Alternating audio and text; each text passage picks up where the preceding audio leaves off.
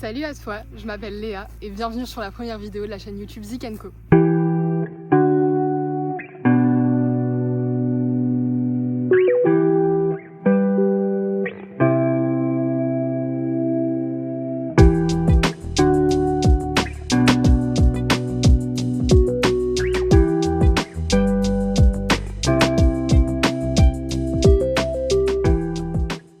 Donc pour bien commencer cette chaîne, je suppose que des présentations sont de mise. Donc ce sera le but des deux premières vidéos, je pense, de la chaîne. Cette vidéo où je me présente moi et la vidéo suivante où je présenterai mes deux loulous qui sont juste là-bas et qui nous feront peut-être l'honneur de leur présence pour la vidéo. Ce serait sympa. Mais voilà, je pense que ça peut être pas mal dans un premier temps pour apprendre un petit peu à se connaître, tout ça. Donc moi c'est Léa, j'ai 23 ans, je suis du nord de la France, je travaille en restauration rapide pour le moment. Je suis gardienne de deux beaux garçons, deux beaux petits entiers d'1 an, un Shetland et un espagnol croisé paint. J'ai également une petite chatte à la maison qui a 5 ans. 5 ans, ouais, je l'ai eue quand j'avais 18 ans, donc elle a 5 ans. Voilà pour ce qui est un petit peu côté vie perso. Maintenant, ce que je vous propose, c'est qu'on s'oriente un petit peu plus cheval pour vous parler un peu de mon parcours dans le milieu équestre. Donc, petite Léa de 7 ans cherche un sport à pratiquer parce qu'elle a pratiqué déjà plusieurs sports. Elle s'était fait peur dans le dernier. J'avais fait du judo avant de commencer l'équitation et je m'étais fait peur en judo, donc je ne voulais plus faire de judo. Et mes parents voulaient absolument que je maintienne une activité physique. Ça a été valable pour tous les enfants de la famille, donc on est 3. Et ils voulaient absolument qu'on ait au moins une activité physique dans la semaine. Et en fait, un ami à eux, qui savait que moi, ma passion c'était les animaux, j'adorais ça, leur a dit moi j'ai ma fille qui monte à cheval, qui fait de l'équitation à tel endroit, machin, tout ça. Si elle veut, elle peut venir et peut-être que ça lui plaira vu qu'elle aime les animaux. Ni une ni deux, on était dans la voiture quelques jours plus tard pour aller voir. Et là, ça a été le coup de cœur immense. Je pouvais faire du sport et en même temps être avec des animaux. C'était le compromis parfait. La petite Léa était aux anges. S'en est suivi un essai pas dans le club en fait. Il y avait une amie de la sœur de ma mère qui avait des chevaux. Donc on en a profité en fait pour aller faire un essai chez elle pour voir en fait si ça me plaisait tout simplement. Donc on a démarré là-dessus. La petite Léa de 7 ans sur un immense cheval. Enfin, il me paraissait immense. Après, il devait faire peut-être quoi, 1m50, 60. Mais moi, pour moi, petite Léa de 7 ans, il me paraissait immense. Et là, pas super à l'aise, mais des sensations de folie. Je me souviens de la petite fille que j'étais qui était en extase sur son cheval. Elle marchait, elle trottait, elle est passée sur des barres au sol. Et tout le long, en fait, je sais plus combien de temps ça a duré, mais tout le long, j'étais en mode waouh, c'est ça que je veux faire et je veux le faire tout le temps, tous les jours, à chaque fois. Bien évidemment, ça s'est pas passé comme ça, hein. Léa s'est pas mis à monter à cheval tous les jours du jour au lendemain. J'ai monté, je me suis inscrite au club où était la fille de l'amie de mes parents.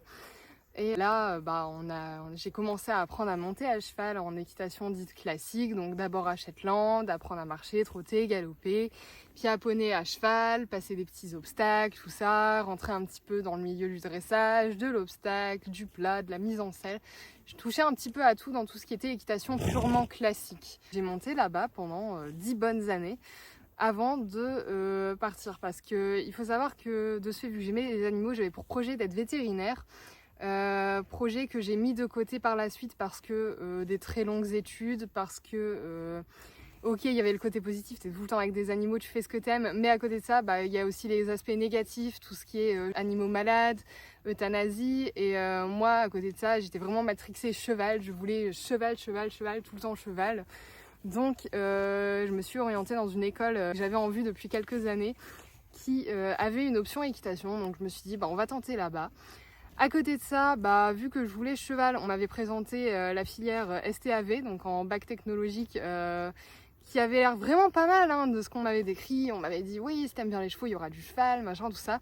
Et m'est venu en tête de pourquoi pas me lancer dans l'élevage de chevaux par la suite. Donc je me suis lancée et puis advienne que pourra, STAV, production agricole, me voilà. Ça a été un peu la déception parce que au final on parlait pas tant de ça de cheval, on parlait pommes de terre, on parlait betteraves, on parlait sol, on parlait vaches éventuellement, mais tout ce qui était cheval, sans plus quoi, en dehors de l'option équitation, on parlait pas cheval plus que ça et c'était franchement triste. Donc j'étais un peu déçue et j'avais l'impression d'avoir un peu perdu mon temps là-bas, surtout que c'était pas les meilleures années de ma vie clairement. Donc voilà, ça passait, j'étais paumée et je savais pas trop quoi faire par la suite parce que ouais, on m'avait dit parler cheval, mais en fait on n'a pas tant parlé cheval que ça. À côté de ça, mon projet élevage, c'était un petit peu amoindri parce que je m'étais rendu compte de ce que c'était les réalités de l'élevage dans le monde du cheval et que c'était pas forcément the dream quoi, c'était extrêmement difficile, c'était très peu rentable, donc il fallait quasiment obligatoirement une activité à côté. Enfin, je me suis rendu compte un petit peu de tout ce que ça représentait l'élevage de chevaux et je me suis dit waouh, ok, c'est énorme et il faut que je trouve un truc à côté forcément. Donc c'est à partir de ce moment-là, à la fin de mon bac, que j'ai entendu parler du bac pro CGEH, donc conduite et gestion de l'entreprise hippique, en alternance, donc c'était un peu l'idéal quoi. J'étais en alternance, donc 1 semaine sur 2 en écurie, ça me permettait d'avoir de l'expérience, de continuer à côtoyer à fond les chevaux et à côté de ça, je serais vraiment dans une filière conduite et gestion de l'entreprise hippique, parler cheval quoi. Donc ça me plaisait ma foi plutôt bien et je me suis lancée là-dedans. Ça a été des années très difficiles, on va pas se le cacher, ça a été des années très difficiles. Mais je regrette à aucun moment en fait d'avoir intégré cette filière parce que j'ai appris plein de nouvelles choses. J'ai élargi mon champ des possibilités. J'ai appris à travailler en écurie. Je me suis rendu compte de ce que c'était de plus ou moins gérer une écurie, de comment discuter avec le propriétaire, pas en tant que vas-y on discute, mais en tant que client. J'ai appris à travailler vraiment des chevaux parce que j'ai appris à monter à cheval dans mon ancien centre équestre, mais là j'ai appris à travailler des chevaux.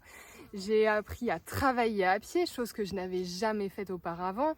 Enfin, j'ai appris énormément de choses là-bas et c'est en commençant là-bas à travailler que j'ai travaillé un petit peu ma remise en question, tout ça vis-à-vis du cheval et comment je voulais voir ma relation avec les chevaux, tout ça.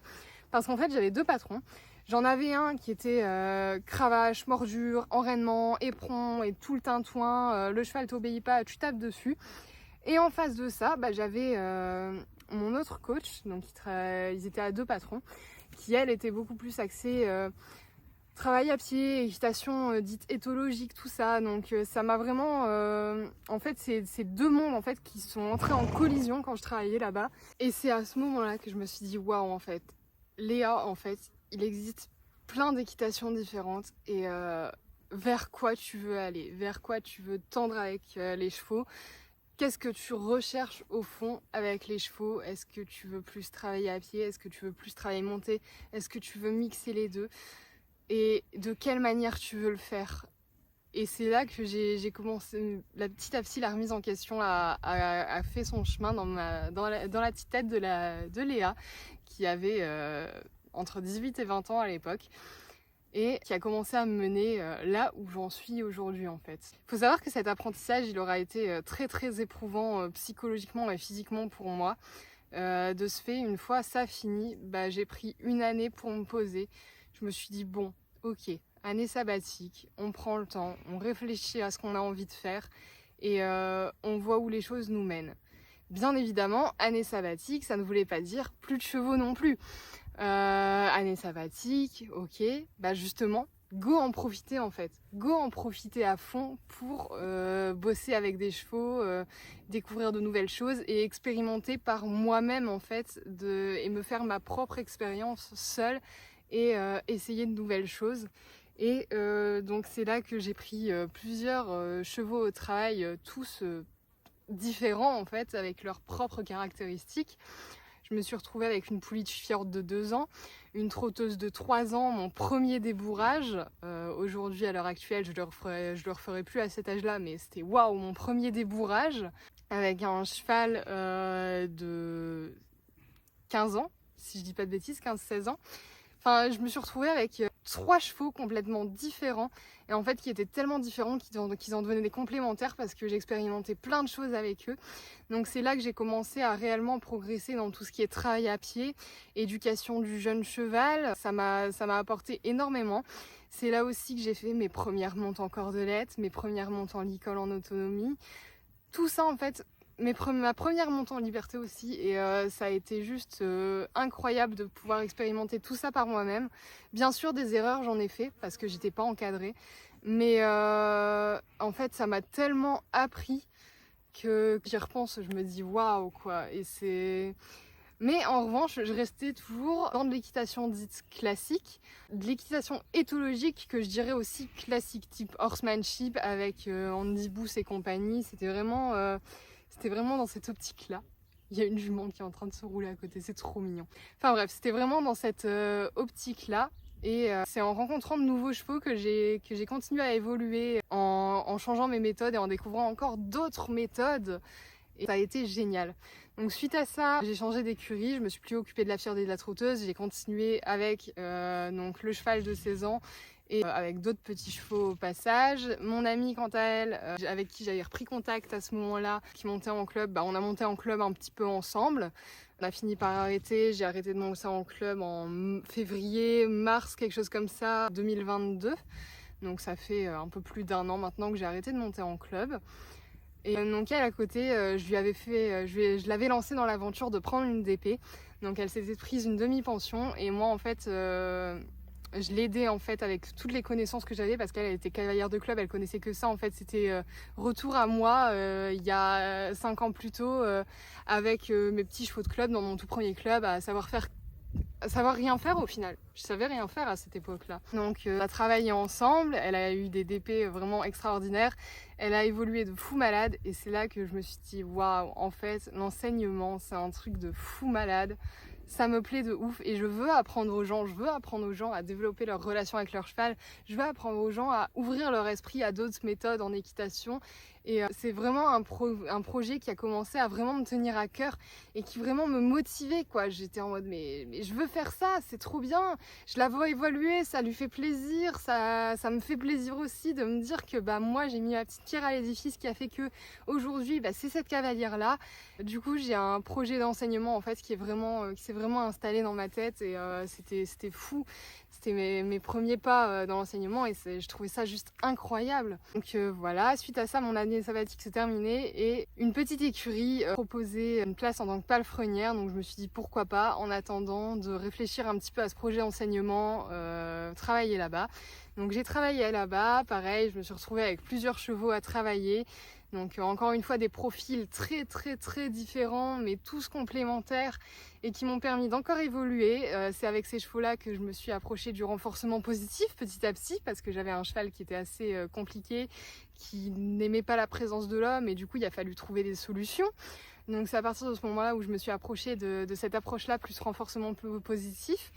Et donc j'ai démarré tout ce qui est travail au clicker, travail à la target et ça m'a débloqué encore de nouvelles portes en fait dans l'éducation du cheval et c'était vraiment génial de pouvoir avoir ça quoi. Genre petit à petit mes horizons s'élargissaient, je prenais le meilleur de chaque et je le combinais pour en faire ma méthode. Et petit à petit, j'ai construit mon équitation autour de ça. Je prenais tout ce que j'aimais bien de là, même de l'équitation western, en regardant des vidéos western, voir un peu l'équitation western. Je me suis dit, tiens, dans l'équitation western, ce truc-là, ça me ferait bien. Je vais le prendre et puis je vais le rajouter à ce que j'ai déjà. Et paf, on continue de mixer le tout. Et ça nous fait plein de méthodes pour travailler dans plein de situations différentes et c'était juste génial quoi. Genre j'ai réellement vraiment avancé à partir de ce moment-là. Et donc il faut savoir que toute cette approche R+, en fait, elle me vient des réseaux sociaux parce que entre-temps je me suis mise sur les réseaux sociaux, j'ai commencé à partager un peu mon quotidien. J'ai rencontré des gens sur les réseaux sociaux. En fait, ça m'a énormément apporté, ça m'a apporté plein de choses différentes, plein de visions de l'équitation différentes. Et c'est pour ça aussi que j'ai tant à cœur en fait de partager ce que je fais sur les réseaux parce que je me dis moi petite cavalière que j'étais, des gens ont réussi à m'atteindre. Donc moi peut-être qu'en partageant mon quotidien, en partageant ce que je fais, en partageant mes principes et mes valeurs, je pourrais moi aussi toucher à mon tour des gens qui se poseront quelques petites questions, qui découvriront d'autres facettes de l'équitation et je trouve ça juste incroyable. Entre-temps, j'ai arrêté de travailler dans cette écurie, j'y suis restée que quelques mois, j'ai eu un gros accident là-bas, enfin bref, beaucoup de choses. J'ai commencé à travailler donc là où je suis actuellement en restauration rapide et à côté de ça, j'ai arrêté mes DP. j'ai arrêté mes demi-pensions. Je supportais plus en fait de travailler des chevaux que je voyais enfermés en box l'hiver, que je voyais faire des choses dont ils n'avaient plus forcément envie. Et j'avais aucune emprise là-dessus et j'avais vraiment besoin en fait d'avoir une emprise sur le cheval avec lequel je travaillais, dans le sens où si je vois quelque chose qui ne convient pas à mon sens, et ben je peux lui offrir ce qui lui convient mieux. Je peux vraiment orienter mes méthodes de travail comme je le veux. Et c'est à partir de ce moment-là que je me suis dit, bah Léa, t'as changé de travail, t'es en 35 heures, t'as tel salaire, t'es pas encore en CDI, mais tu le seras sûrement. Bah fonce en fait. Enfin, au début c'était pas trop ça. Je me suis dit, allez, j'attends encore un an, comme ça j'économise à fond, je m'achète une voiture, parce que les choses ne se passent jamais comme prévu. Je suis tombée sur l'annonce de mon petit poulain, du premier des deux qui est arrivé à la maison. J'ai craqué et je me suis dit, bah Léa, vas-y, fonce. T'as eu le coup de cœur immense, énorme, comme t'as jamais vécu auparavant. Tu sais que c'est lui, tu n'y couperas pas. Donc saute sur l'occasion, arrête tes DP avec lesquels tu commençais à avoir du mal parce que bah, par rapport à tes valeurs, certaines choses s'entrechoquaient et ne te correspondaient plus. Et c'est là donc que j'ai eu mon premier bébé qui est juste là-bas et qui est magnifique, qui est sublime. Et donc suite à ça, les choses se sont enchaînées, j'ai eu quelques galères. Les bébés est arrivé à la maison, puis dans la foulée un deuxième bébé est arrivé à la maison, parce que pourquoi se contenter d'un quand on peut en avoir deux. Et voilà, il s'est passé énormément de choses, mais tout ce qui tourne autour de mes bébés, ça se passera dans la vidéo suivante. Donc voilà, j'espère que cette vidéo vous aura plu. N'hésitez pas si vous avez d'autres questions globalement sur mon parcours équestre qui pourraient vous intéresser. Moi, je pense qu'on a fait un petit peu le tour, mais si jamais j'ai oublié quelque chose, n'hésitez pas à me demander, à venir en parler dans les commentaires, ça me fera énormément plaisir. J'espère que cette première vidéo vous aura plu, que vous avez passé un bon moment avec moi à discuter comme ça. Et je vous dis à bientôt pour la prochaine vidéo. Je vous fais des gros bisous et on se retrouve sur Insta, Zik & Co.